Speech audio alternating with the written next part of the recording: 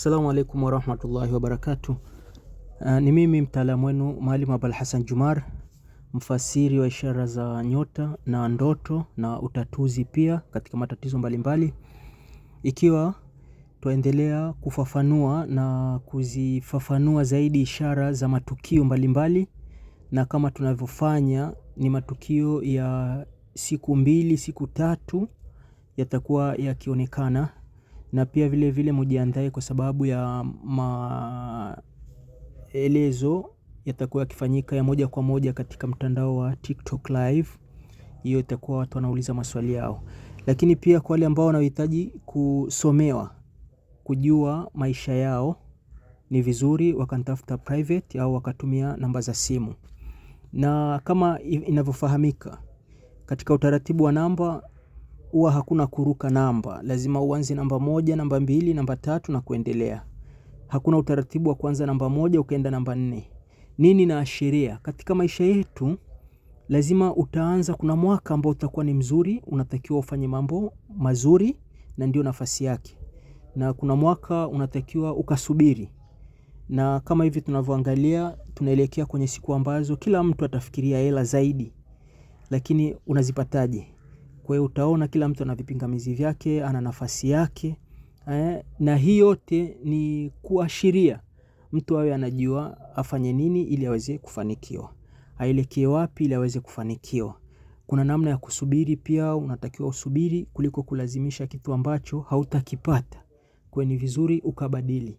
Kwa hiyo yote haya utayapata ikiwa tutawasiliana. Na kadhalika kwa wale ambao wanataka kujua tafsiri za ndoto, nimekuwa naelezea ndoto kuanzia saa 10 ya alfajiri mpaka jua linachomoza. Zile ni ndoto zinaitwa za kishaitani.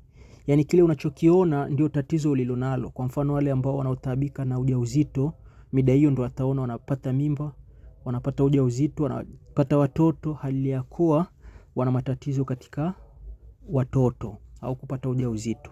Kadhalika wale ambao hawapati hisia zaidi kwa wenza wao, wakawa wanaona kipindi hicho ndio wanapata kuwaona wanaume wazuri wanafanya nao tendo la ndoa, au wanawake wazuri ambao wanafanya nao tendo la ndoa, na hiyo ikawa ni hali ambayo inapelekea mtu akapoteza ile hamu ya kufanya tendo la ndoa.